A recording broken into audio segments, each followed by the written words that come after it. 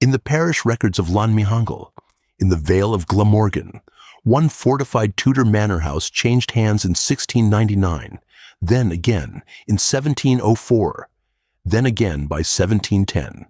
3 owners in 11 years, and each deed gives a different reason for the sale. Hold on that for a second. 3 sales, 11 years, and nobody kept the door open. That is where we begin, because 10 Welsh manor houses did exactly this. Sold and abandoned. Sold and abandoned again. We follow the deeds, the parish registers, and the old newspaper columns to find out why the doors kept closing. And here is how this works, so you know what you are getting. First, the record, the real name, the real county, the real dates, who built the place and who bought it, and what actually happened there. Then, separately, the story, what the village says, what people have reported. The two never blur. The paper trail ends, and that is exactly where the legend begins. Number 1. Llanmihangel Place, in the Vale of Glamorgan. A low, thick-walled Tudor house, built to be defended. The kind of place that should have held one family for centuries. It did not. The Thomas family held it for generations, and then it slipped. It passed to the Edwins. And in that short run at the turn of the 1700s, it changed hands over and over, each deed naming its own cause. That is the record. That is the record. This is what people say. The village carries a story of a lady on the staircase, seen there, in the old part of the house, always on the stair. I am telling you that plainly as a story, because that is all it is. There is no register entry for her, no coroner, no date. The staircase is real. The rest is what people say. As it stands today, Llanmihangel Place is privately held and rarely open. That is all you need to know about where it is now. No directions from me, and no reason for any. This channel names the parish, the date and the source every time. Now, number 2. Baron Hill, above Beaumaris, on Anglesey. Built in 1618 for the Bulkley family, one of the great families of the island.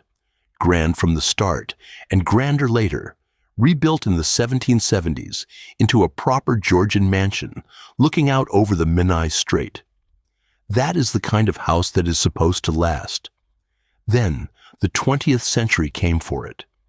In the Second World War, it was requisitioned, used by troops, and after they left, it was gutted by fire. Nobody rebuilt it. The ivy came up the walls and into the empty windows, and it has stayed that way since. Keep count with me. That is 2 houses, 2 different reasons the owners walked away. One a run of resales nobody can fully explain. One a fire in a war, and then no one willing to start again. Number 3. A smaller gentry house in Ceredigion. Not a castle, not a showpiece, a comfortable country house of the sort a farming family might buy and hold. This one would not hold anyone either. Through the 1820s, it went to auction again and again, and you can watch it happen in the columns of the Carmarthen Journal. Sold, then advertised again a few years on. Sold, then back on the block. The paper does not tell you why the buyers kept leaving. It only records that they kept leaving. So far the reasons are ordinary. Resales at Llanmihangel, fire at Baron Hill, debt in the auctioneer's hammer in Ceredigion. Nothing that needs a ghost to explain it. But we are only 3 houses in, and the reasons are about to get stranger. Numbers 4 and 5 empty out for harder causes. An eviction year that cleared a Montgomeryshire hall, and a season of wrecks off the Pembrokeshire coast that drowned an estate's money. And then there is number 6, which is where the paper stops behaving altogether. The same house, sold to 3 different buyers inside a single year, and every sale undone. Number 4 sits in Montgomeryshire, a plain stone hall on farmland that used to feed it. The record here is money, and the lack of it. The estate carried debt for years, and then came an eviction year that cleared the tenants off the land. No tenants meant no rent. No rent meant no way to hold the house. The family sold, and the buyer sold, and the rooms went quiet. That is the record. This is what the village said. They said the empty rooms never stayed empty for long. Furniture moved from wing to wing overnight. A chair by the fire that nobody sat in. Ordinary stuff, the kind of story that grows in any house where the last card has already left and the doors won't hold an owner. Today it stands on private land, lived in by nobody who talks about it. Number 5 is in Pembrokeshire, a mansion near the coast, close enough that the family's money came off the sea. They ran shipping, cargo, freight, the trade that moved along that shoreline. Then came a wreck season. One bad stretch of weather and lost ships, and the shipping income was simply gone. The estate could not carry itself without it. Within a few years, the house was shut and sold on again. That is the record. What the coast says is older than the deeds. They say that on the worst nights, the ones with a wrecking sea below the cliffs, you can see a single lit window in an upstairs room. A lamp left burning for ships that never came home. It is a good story. It is only a story, and I mark it as one. The house is a shell now, watched by the weather and not much else. Number 6 is where I want you to slow down. Because the story here is the ordinary part. The record is the strange part. Stay with this one. The folklore is nothing special. A light in an upstairs window seen from the lane. Locals have pointed at it for generations. You have heard that story twice already tonight, and it is the same story. Nothing about it should keep you awake. But the paper does, because here is the thing the deeds show. In the 1780s, this same house was sold to 3 different buyers inside a single year. 3 separate sales, and every one of them was voided. Each purchase went through and then came undone. The conveyance struck out, the house back on the market before the ink had time to settle. 3 buyers, 1 year, and not one of them kept it. And then there is the register. In the parish burial record from those same years, there is a name, one name, and that name appears nowhere else in the parish, not in the baptisms, not in the marriages, not in any other entry, before or after. A person buried there who left no other mark on the paper at all. Sit in that gap for a second. Usually the ghost story is the strange bit, and the record is the dull explanation underneath. Here it is the other way round. The story is a lamp in a window. The record is 3 collapsed sales and a name from nowhere.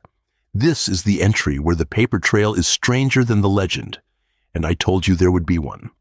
We do not know why the 3 sales voided. We do not know who the name in the register was. The record is thin, and I will say plainly that it is thin. That is exactly where the paper trail ends and the legend begins. Before the next one, stop for a second. What you just heard makes far more sense next to the estate plan and the dates. The places, the records, the sources, I put all of it into a written document, linked below, and the QR code is on your screen. Take 5 seconds, grab it, and come back. Now, back to the count. Numbers 7, 8, and 9 were each emptied by something ordinary and brutal. A plague year in the 17th century. Land no working family would keep. A quarry that closed and scattered the people who owned the house above it. But number 10 is the largest of them all. A great Carmarthenshire country house, whose estate plans show a wing that no longer stands, and a final owner who bought it and never once moved in. Number 7. A manor house in Denbighshire, up in the northeast, under low cloud most of the year. The county history is plain about what emptied it. A plague year in the 17th century swept the parish, and the house lost most of the household inside a few weeks. Deaths recorded, the family thinned, the place shut up and never filled again the same way. That is the record. What the village kept is quieter than you would expect. They say the house never took to being lived in after that season, that rooms went cold and stayed cold, and that owners who tried simply gave up and moved on.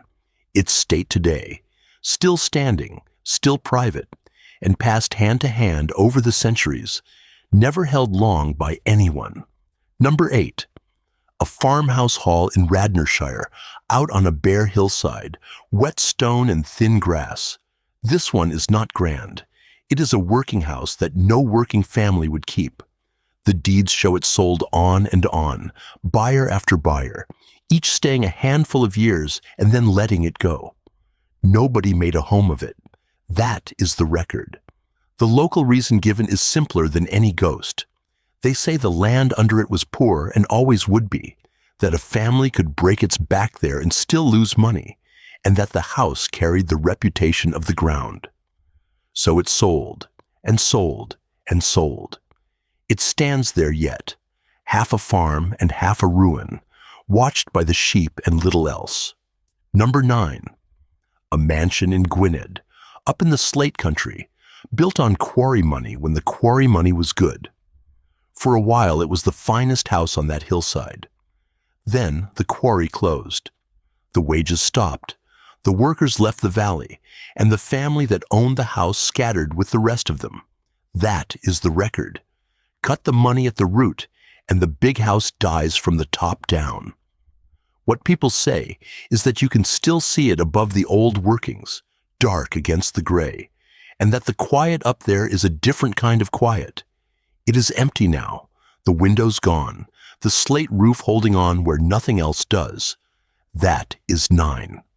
Keep the strangest one you have heard so far in your head. Number 10 is the largest of them all. Number 10. A great country house in Carmarthenshire, out in the west. Of every place on this list, this is the one the paper trail cannot let alone. Built as a family seat, meant to stand for generations, and then it started changing hands almost at once. Sold twice in 4 years, empty by the early 19th century. The estate plans survive, and here is the odd thing about them. They show a wing that no longer stands. Draw the outline on the ground today, and part of the house is simply gone. The record lists the reasons, one after another, and they are all human. Fire took part of it. Debt took the rest. And the final owner, the last name on the deeds, bought the place and never moved into it. Not once. He held the papers and left the doors shut. That is the record. What the village says is different, and we let it be exactly that, a story. They talk about a single light in an upstairs window, on nights when the house should be black, and they have talked about it for a long time. Its state today is plain enough. It is shuttered and part ruined, the fallen wing marked only on old paper, and it is watched by nobody at all. So step back and look at the 10 of them together. Llan Mihangel, Baron Hill, the auctioned gentry house, the hall emptied by debt, the Pembrokeshire mansion, the strange voided sales, the plague house, the poor hillside farm, the slate mansion, and this last shuttered seat in the west. Not one of them emptied because of a curse. They emptied because Wales changed under them. Plague came through. Rents failed and families were evicted.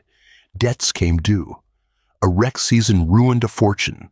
A quarry shut its gates. The houses went silent for reasons written down in registers and newspaper columns and estate accounts. And the folklore grew afterward. The lady on the stair and the light in the window, laid over a silence the paper trail already explains. The record ends, and the legend begins right where it ends. So tell me in the comments which of these 10 you would least want to spend a night near. And when you have decided, the next one is waiting on your screen.